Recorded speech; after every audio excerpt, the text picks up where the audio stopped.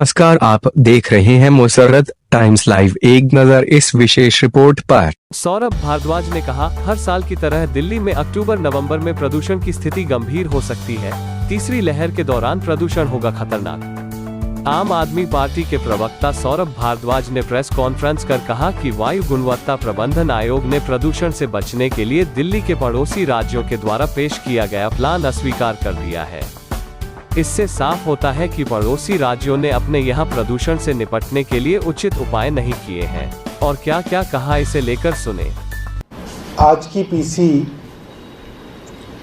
हम लोग सितंबर की शुरुआत में कर रहे हैं और इसका कारण ये है कि अब जैसे जैसे मॉनसून दिल्ली और उत्तर भारत में ख़त्म होगा, ऐसी मौसम की परिस्थितियां बनेंगी कि आसपास के राज्यों के किसान, खास तौर पे उत्तर प्रदेश, हरियाणा, पंजाब और राजस्थान के किसान जो हैं वो अगली फसल की तैयारी करेंगे। धान की फसल काट के गेहूं की फसल बोने की तैयारी चलेगी। और यही वो समय है जिस वक्त पराली के कारण जो पोल्यूशन बढ़ता है, जो प्रदूषण बढ़ता है, वो अब पूरे उत्तर भारत के अंदर वो दिखाई देगा। एक एजेंसी है सफर, उसके मुताबिक करीब 45% पोल्यूशन जो उस समय दिल्ली में होगा वो सीधे तौर पे पड़ोसी राज्यों की पराली जलने से होगा। केंद्र सरकार जब इस पे कुछ नहीं कर पाई तो सुप्रीम कोर्ट ने इस पे कड़ा रुख अख्तियार किया और उन्होंने अपने जजेस की, एक अपने रिटायर्ड जज के अधीन एक कमेटी बनाई और केंद्र सरकार ने उस कमेटी को हटाने के लिए सुप्रीम कोर्ट में कहा कि हम एक कमीशन बना रहे हैं और उस कमीशन को पावर दी जाएंगी कि वो कमीशन जो है पूरे उत्तर भारत के अंदर प्रदूषण के ऊपर और खास तौर पे पराली से होने वाले प्रदूषण के ऊपर काम करेगा। इस कमीशन का नाम है CAQM, commission on air quality management. इसको हिंदी में नाम दिया जाता है वायु गुणवत्ता प्रबंधक आयोग। वायु गुणवत्ता प्रबंधन आयोग जो है एक आयोग है, कमीशन है, जिसने पिछले कुछ दिनों में दिल्ली के 4 पड़ोसी राज्यों से उनका स्टेटस मंगवाया है कि आपने पराली से होने वाले प्रदूषण को रोकने के लिए क्या क्या तैयारियां की हैं। और बहुत दुख की बात है और मुझे लगता है कि आश्चर्य की बात नहीं है, दुख की बात है कि इन चारों राज्यों ने, जिसमें 2 जो है वो भाजपा के अधीन है और 2 जो है वो कांग्रेस के अधीन है। हरियाणा और उत्तर प्रदेश भाजपा की हैं, पंजाब और राजस्थान कांग्रेस की हैं। इन चारों राज्यों ने कोई काम नहीं किया है कि किस तरीके से पराली से प्रदूषण को रोका जाएगा। पराली से प्रदूषण रोकने के कई उपाय इस वक्त देश के अंदर उपलब्ध हैं। सबसे पहला तो बायो डिकम्पोजर,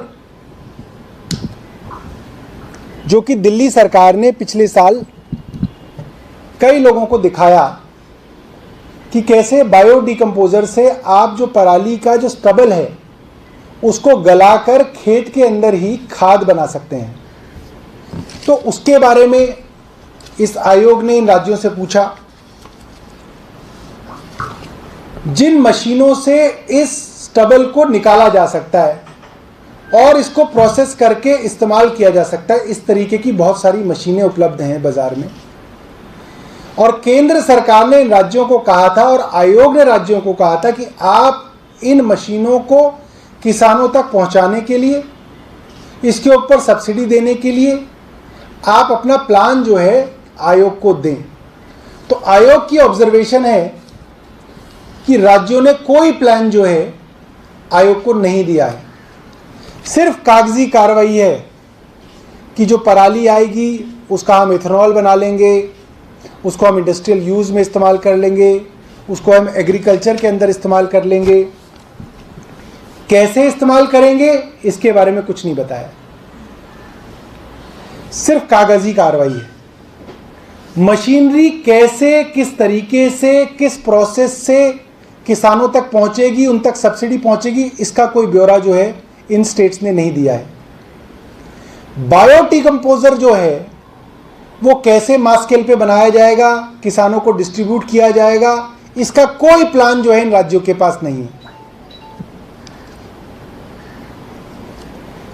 किसान पराली ना जलाएं, इसके लिए कहा गया था, कोर्ट ने कहा था कि आप 100 रुपये प्रति क्विंटल की मदद हर किसान की करेंगे, ताकि वो पराली ना जलाकर किसी और तरीके से इस स्टबल को, इस पराली का इस्तेमाल करे।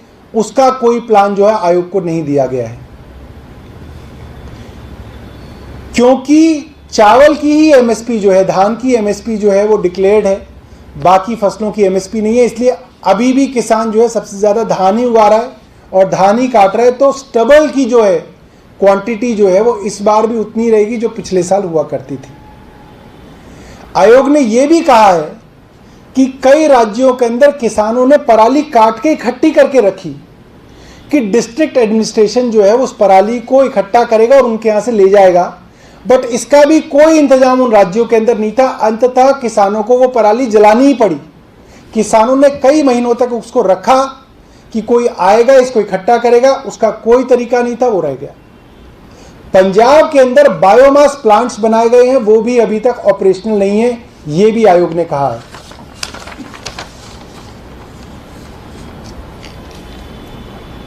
क्रॉप रेजिड्यू मशीन्स, इसकी district wise estimation, purchase, distribution और एलोकेशन का कोई प्लान राज्यों ने नहीं बनाया है। हर गांव और क्लस्टर के लेवल पे नोडल ऑफिसर बनाने थे, वो ऑफिसर्स भी अभी तक नहीं अपॉइंट किए गए हैं।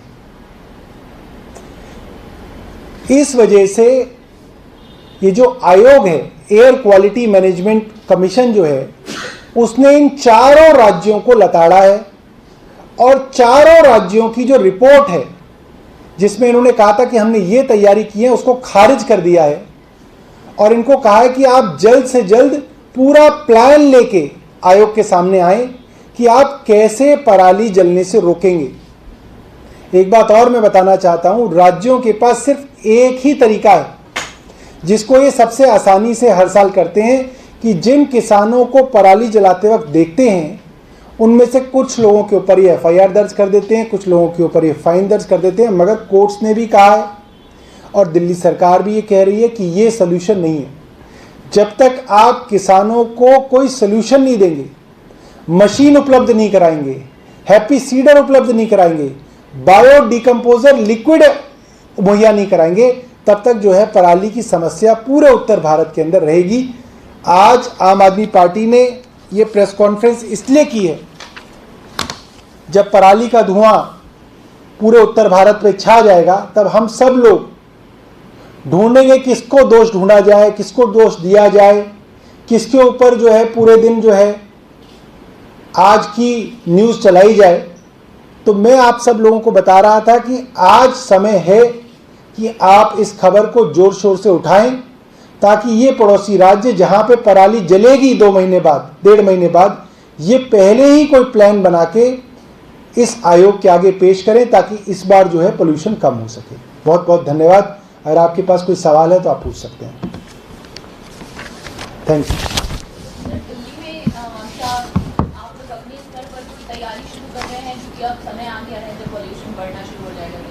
जी देखिए, दिल्ली ने ICAR-IARI पूसा रोड के साथ जो है बायो डिकम्पोजर प्लांट बनाया था।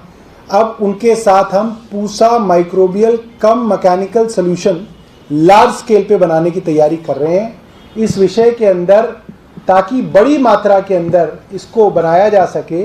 इसके लिए एक प्लांट का जो है सेटअप किया जा रहा है। ये जो है प्रोडक्शन सेंटर जो है मास स्केल पे इस लिक्विड को प्रोड्यूस करेगा। ये है खरखरी नाहर विलेज नियर नजफगढ़। खरखरी नहर विलेज है नियर नजफगढ़, यहाँ पे इसको बड़ी मात्रा में बनाया जा रहा है ताकि जो है इसको इस्तेमाल करें। और इसको जो है हिरंकी गांव के अंदर बड़ी मात्रा के अंदर इस्तेमाल करने के लिए इसकी शुरुआत की गई थी और इस बार भी इसको बड़ी मात्रा के अंदर जो है दिल्ली सरकार किसानों को बांटेगी। इसके अलावा आपको पता है कि एक स्मॉग टावर जो है उसको दिल्ली सरकार ने बनाया है और उसके ऊपर हम लोग रिसर्च कर रहे हैं। उसके ऊपर आईआईटी की टीम्स, टाटा प्रोजेक्ट्स की टीम्स और यूनिवर्सिटी ऑफ मिनेसोटा की टीम जो है रिसर्च कर रही है। अगर उसके अच्छे रिजल्ट्स आए तो उस तरीके के स्मॉग टावर्स को और भी दिल्ली के इलाकों में लगाया जाएगा। सर, क्योंकि स्थिति दिल्ली की सबसे ज़्यादा खराब हो जाती है, जी धुआं आता है, क्या मुख्यमंत्री या किसी लेवल पर बात की गई है इन तमाम स्टेट्स के मुख्यमंत्रियों से कि इस तरीके से सोल्यूशन निकाला जाता है कि जा सकता है, या कोई ऐसी व्यवस्था जिससे दिल्ली वालों को दम न मिले? देखिए, जब ये बायो डिकम्पोजर का पायलट प्रोजेक्ट पिछले साल दिल्ली में किया है तो हमने सब राज्यों को इसकी डिटेल्ड रिपोर्ट भेजी है और उनको हमने आमंत्रित भी किया है कि आप आएँ और उसको देखें। और सबसे बड़ी बात यह है कि ये जो एयर क्वालिटी मैनेजमेंट कमीशन है इसने खुद इस बायो डिकम्पोजर सॉल्यूशन को अडॉप्ट किया है और सब राज्यों को कहा है कि दिल्ली की तर्ज पे आप भी इस बायो डिकम्पोजर को इस्तेमाल करें ताकि जो आपकी खेतों की पराली है उसको आप वहीं पे गलाकर आप उसका जो है मैन्योर जो है खाद बना सकते हैं। इसी से जुड़ा सवाल ये है कि जिस तरीके से बाद में कोर्ट से आप लोगों को झाड़ पड़ती रहती है और बाद दूसरे स्टेट्स को भी पड़ती है, आप लोगों को भी पड़ती है, तो क्या इस तरीके से कोई प्लान है सरकार का कि वो सरकार पहले से ही कोर्ट को जाए और जिस तरीके के हालात आप बता रहे हैं कि पड़ोसी राज्य करने के लिए दिल्ली के लिए तैयार है उस पर बात की जाए, किसी तरीके से इंस्ट्रक्शन दिलवाई जाए?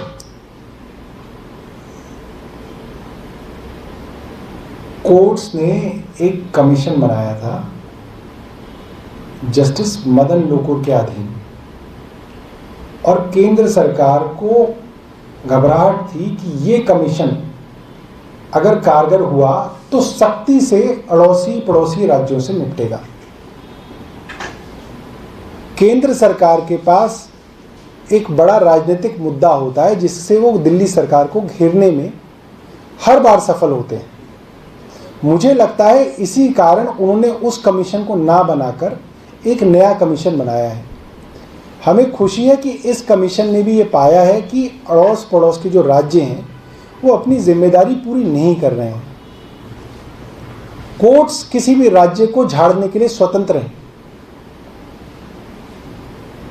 और मुझे लगता है कि इससे और राज्यों को सीख लेनी चाहिए। दिल्ली के अंदर ये प्रॉब्लम सबसे ज़्यादा होती है क्योंकि दिल्ली एक लैंडलॉक्ड स्टेट है और दिल्ली की टोपोग्राफी ऐसी है कि ये सारा का सारा जो धुआं है दिल्ली के ऊपर आके इकट्ठा हो जाता है, सस्पेंड हो जाता है। हालांकि पिछली बार पराली के समय में मैं खुद ड्राइव करके दिल्ली से चंडीगढ़ गया, पूरे रास्ते दिल्ली से लेकर चंडीगढ़ तक स्मॉग छाया हुआ था। मुझे ऐसा लगता था कि शायद दिल्ली पे ही स्मॉग है, मगर पूरे रास्ते पंजाब हरियाणा में उतना ही स्मॉग था और चंडीगढ़ पहुँचते पहुँचते तो लगभग दिल्ली से भी ज़्यादा बुरा हाल था।